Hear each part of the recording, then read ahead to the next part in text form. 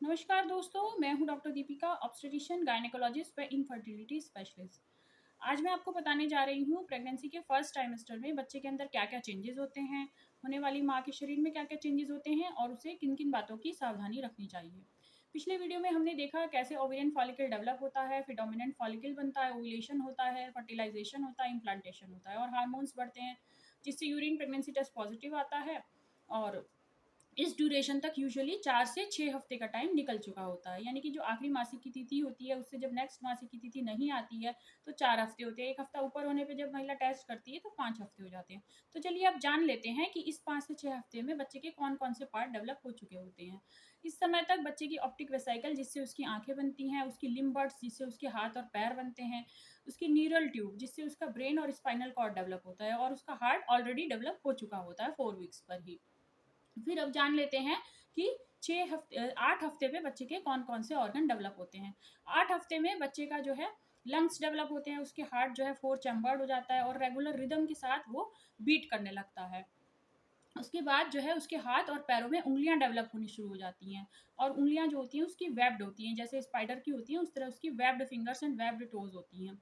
उसके बाद जो है उसके हाथ और पैर थोड़े से और लंबे होने शुरू हो जाते हैं। अब 10 हफ्ते पे उसके अंदर क्या-क्या च परिवर्तन आते हैं, 10 हफ्ते के जो फ़ीटस होता है उसको हम फ़ीटस कहने लगते हैं। 10 हफ्ते से पहले तक हम उसको एम्ब्रियो बोलते हैं और 10 हफ्ते पे अब हम उसको फ़ीटस कहने लगते हैं। तो 10 हफ्ते के फ़ीटस के अंदर जो है उसकी पलकें बननी शुरू हो जाती हैं, जो कि उसकी डेवलपिंग आइज़ को प्रोटेक्ट करती हैं। उसकी गर्दन बननी शुरू हो जाती है और उसके हाथ और पैर और लंबे होने शुरू हो जाते हैं। उसकी बॉडी के पार्ट जो हैं सारे डिफरेंशिएट होने शुरू हो जाते हैं। अब 12 से 14 हफ्ते में जो है उसके और क्या-क्या परिवर्तन आते हैं, वो जो है स्वैलो कर सकता है, यानी कि उसके चारों तरफ जो एमनियोटिक फ्लूइड होता है उसको वो पी सकता है। उसकी किडनी बननी शुरू हो जाती हैं और उसका जो है यूरिन फॉर्मेशन शुरू हो जाती है और फीमेल फिटस के अंदर जो है ओवेरियन फॉलिकल बनने शुरू हो जाते हैं और मेल फिटस के अंदर प्रोस्टेट ग्लैंड बननी शुरू हो जाती है। उसका जो चेहरा है वो मनुष्य का चेहरा जिसको बोलते हैं ह्यूमन फेस वो जो है पता लगना शुरू हो जाता है। तो ये कुछ चेंजेस थे जो कि बच्चे के अंदर प्रेगनेंसी की पहली तिमाही में होते हैं।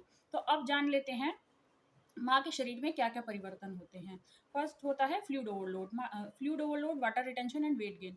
जो माँ का शरीर होता है उसके अंदर जो है पानी की मात्रा बढ़ जाती है। ये क्यों बढ़ती है? क्योंकि उसके अंदर जो है वाटर रिटेंशन जिसको हम बोलते हैं पानी का भराव या फिर इलेक्ट्रोलाइट रिटेंशन, सोडियम और पोटेशियम इन ये जो इलेक्ट्रोलाइट्स होते हैं इनकी जो है मात्रा बढ़ जाती है। ये कुछ हार्मोन्स होते हैं जैसे oestrogen, progesterone, renin, angiotensin system, इनकी वजह से जो होता है ये सोडियम और पोटेशियम का रिटेंशन हो जाता है और फ्लूइड रिटेंशन यानी वाटर रिटेंशन हो जाता है, कार्डियक आउटपुट बढ़ जाता है। लेकिन इतना सब होने पर भी महिला का बीपी घटा रहता है। ऐसा क्यों होता है? ऐसा होता है महिला के शरीर में दौड़ने वाले हार्मोन प्रोजेस्टेरोन की वजह से, क्योंकि ये जो प्रोजेस्टेरोन होता है ये वासोडाइलेटर होता है और ये जो धमनियाँ होती हैं उनकी वेसल उनके अंदर जो मसल्स होती हैं उनको रिलैक्स कर देता है, जिसकी वजह से वासोडाइलेशन हो जाता है और महिला का बीपी फॉल कर जाता है और बीपी फॉल करने के बाद जब वो सुबह को उठती है तो उसे चक्कर, कमजोरी और फटीग ये सब सिम्टम आते हैं। उसके अलावा उसको सिम्पटम होता है मॉर्निंग सिकनेस का। मॉर्निंग सिकनेस यानी कि सुबह को उठने पे उसको उल्टी आती है, भूख ना लगना, नौजिया जैसा रहना। तो ये सब होता है महिला के शरीर में दौड़ने वाले हार्मोन एचसीजी की वजह से। और ये एचसीजी कहाँ से आता है? ये एचसीजी हार्मोन आता है जो प्लेसेंटा के चारों तरफ मेम्ब्रेन डेवलप कर रही है उससे। तो ये एचसीजी हार्मोन जो होता है ज़रूरी क्यों होता है? ये एचसीजी हार्मोन ज़रूरी होता है जो जहाँ से हमारा ओवम निकला था, तो वो बनाता है कॉर्पस लूटियम। तो उसी कॉर्पस लूटियम को जिंदा रखने के लिए एचसीजी हार्मोन जो है उसकी रिक्वायरमेंट होती है। और कॉर्पस लूटियम क्यों ज़रूरी होता है? कॉर्पस लूटियम जो होता है वो 12 हफ्ते तक उसकी रिक्वायरमेंट होती है, क्योंकि 12 हफ्ते तक जो महिला के शरीर में होने वाला प्रोजेस्टेरोन हार्मोन है वो कॉर्पस लूटियम प्रोवाइड करता है और उसके बाद जो है 12 हफ्ते के बाद प्लेसेंटा डेवलप हो जाता है तो फिर प्लेसेंटा ये हार्मोन सप्लाई करता है। तो हमने ये जाना कि एचसीजी जो हार्मोन है उसकी वजह से मॉर्निंग सिकनेस से रिलेटेड सारे सिम्टम आते हैं, नोजिया, वोमिटिंग, कमज़ोरी। अब हम जान लेते हैं और क्या-क्या चेंजेज़ होते हैं। और होता है इसमें प्यास बहुत ज़्यादा लगती है।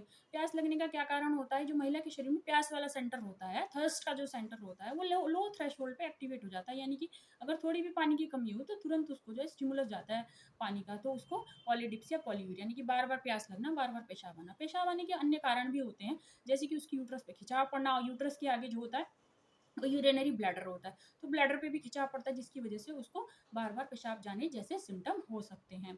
इसके अलावा जो है उसको मॉर्निंग सिकनेस में कमज़ोरी, चक्कर, बार-बार पेशाब जाना, प्यास लगना, ये सारी चीज़ें होती हैं।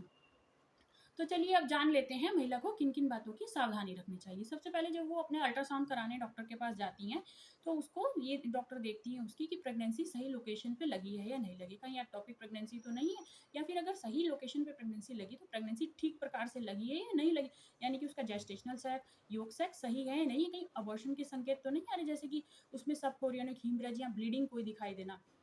अगर ऐसी स्थिति आती है तो वो आपको उसका प्रिवेंशन या फिर उसकी रोकथाम और सावधानियां भी वो डॉक्टर आपको बताती हैं। फिर उसके बाद हमको ये देखना होता है कि कहीं हमारा कोई पहले से लंबा ट्रीटमेंट तो नहीं चल रहा, जैसे मिर्गी के दौरे का या झटके का या थायराइड का। अगर ऐसा कुछ भी है तो तुरंत अपने डॉक्टर से संपर्क करें। इसके अलावा आपको कुछ खाने के लिए दवाएं भी दी जाती हैं, जैसे फॉलिक एसिड के सप्लीमेंट्स, तो वो दवाएं आप रेगुलर लेते रहें। और उसके अलावा आप जो है अपने खान-पान का ध्यान रखें, लिक्विड डाइट ज़्यादा लें ताकि आपका बीपी फ़ॉल ना करे।